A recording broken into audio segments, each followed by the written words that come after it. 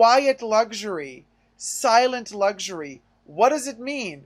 And is this thing even a thing? We're going to talk about silent luxury and quiet luxury in a minute. It is a thing, and a good thing for that matter. So when Super Jacob's video came through on my YouTube analytics, as we share a similar audience, I jumped at the chance to react to this video because firstly, my channel is about quiet, silent luxury. What is it? Well, it's about brands that are focused on producing phenomenal quality products, using exceptional craftsmanship. But the most important thing is there's no fuss, there's no fanfare, no hype around the brands. They operate under the radar. And the quality and craftsmanship of the products that they produce is what does all the marketing for the products. And coupled with the fact that he also spoke about poor people buying luxury, that whole conversation, I wanted to come in with my own 2p's worth. I've spoken about it before in previous videos, but I wanted to come in and just dispel some of the misconceptions with some hard facts. I'm Anesu Sagonda, and I produce educational luxury content for anyone after the finer things, whether you're young and starting out in life and wanting to reap the benefits of buying quality from the get-go, or you're new to money and wanting to learn how to navigate the terrain, or you're into luxury but you want to focus more on quality under the radar brands, so that's your quiet, silent luxury, then my content is geared towards you.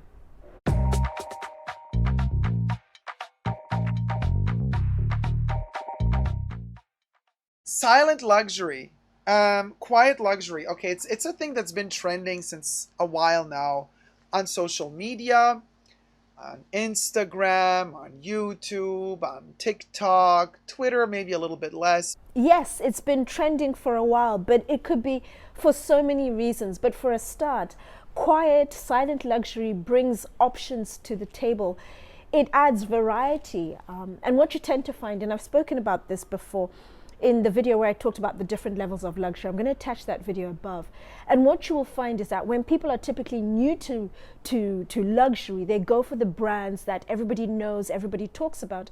And over time, possibly, as their taste matures, they become a little more discerning, a little more demanding, then they will venture out to brands that are not focused on the hype, but the focus is very much on the quality, the craftsmanship, the heritage of the brand, possibly the prestige that goes with it.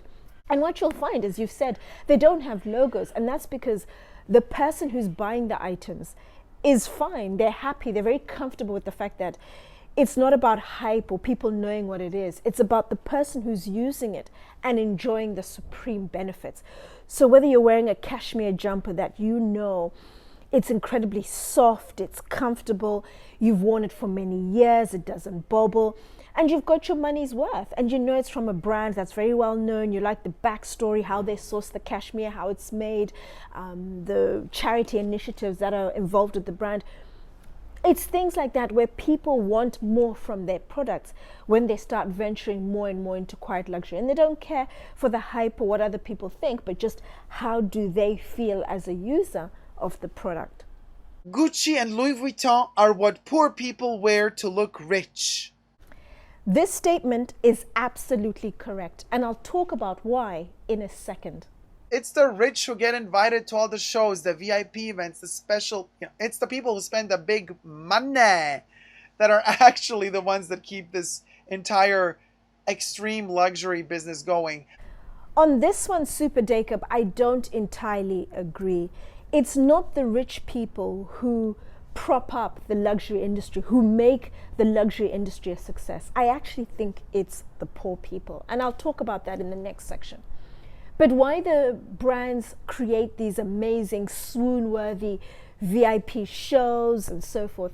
Well, I think it's twofold. Firstly, it's just basic manners to say thank you to the big spenders for spending their money with the brand, because the big spenders can pretty much go anywhere.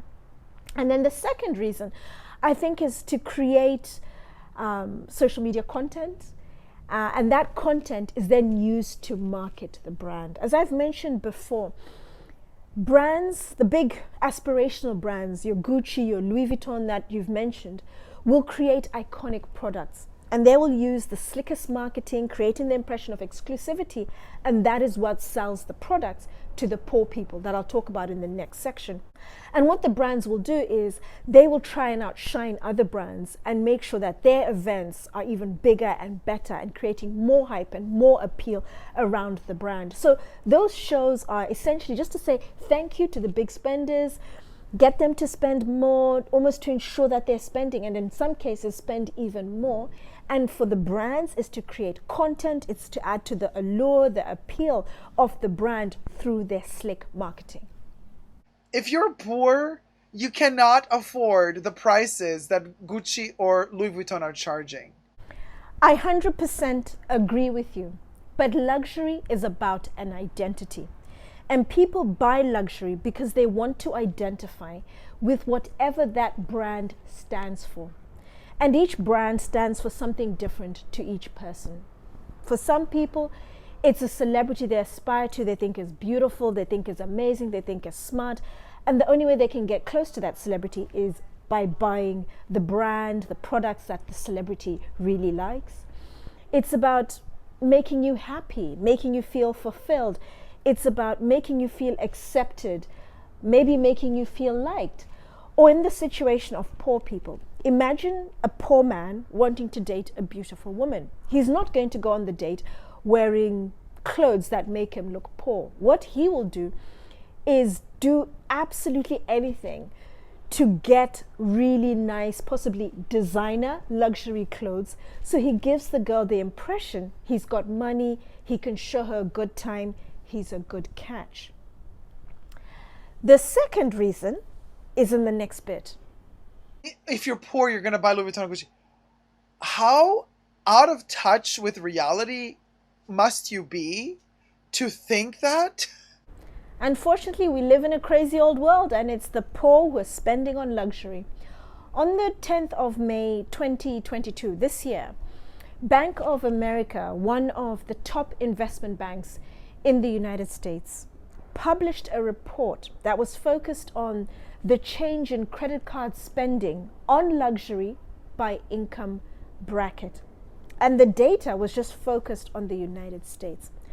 And what they found was that from 2019 to 2021, there was a 100% increase in spending on luxury by the lowest income bracket. That's people who earn $50,000 and below. The highest bracket, those are people who earn $125,000 and above. Their increase in luxury spending from 2019 to 2021 was just 30%. Now, what was at play during this time? Well, basically it was during the lockdowns. During lockdown, most people were at home, not going out, not buying anything. Everyone in the United States got a stimulus check from the government.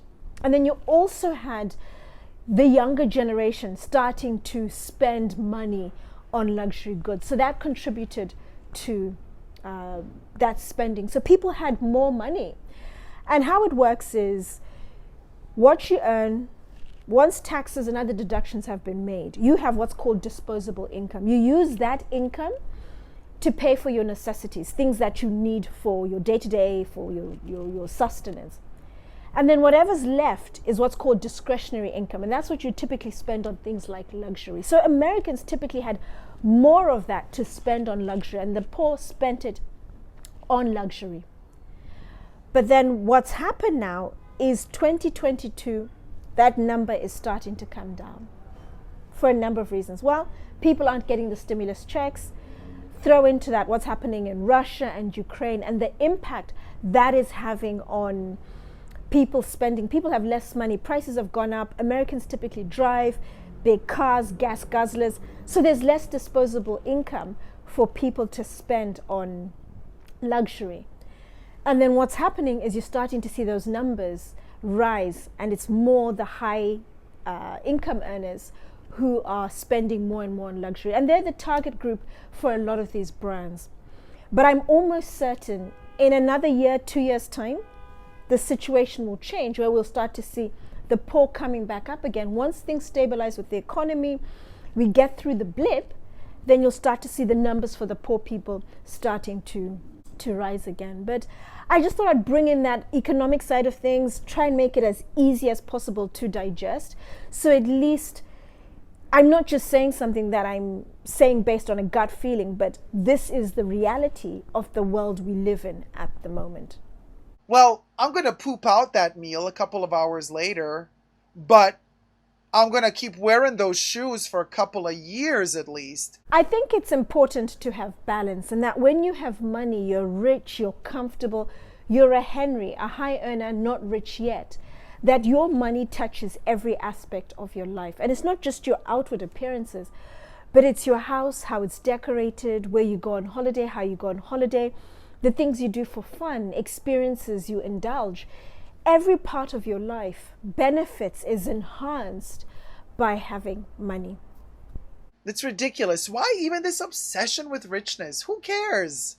Seriously, who cares? Well, money is what makes the world go round.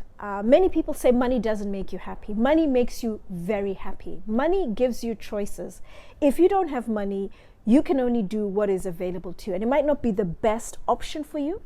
Whereas if you have money, you have options and you choose the option that makes you happiest or the most fulfilling or the best choice for you and your circumstances.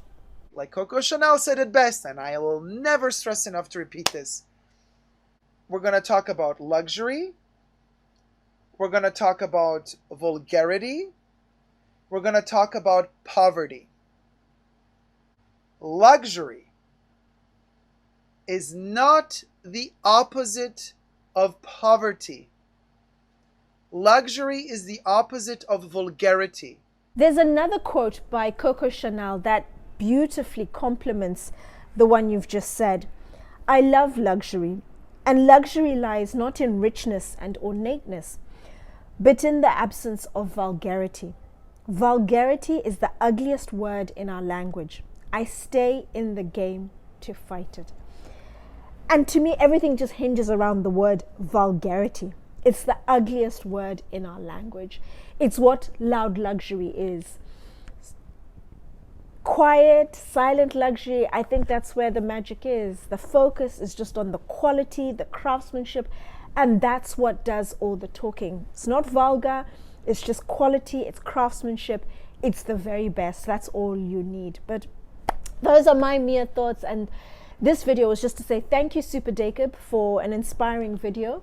Thank you for getting conversations that are thought-provoking going. I enjoyed recording this, and I hope to get more conversations as we learn from each other in the comments down below. But as always, thank you for watching, and please do subscribe so you don't miss out on any of my future content.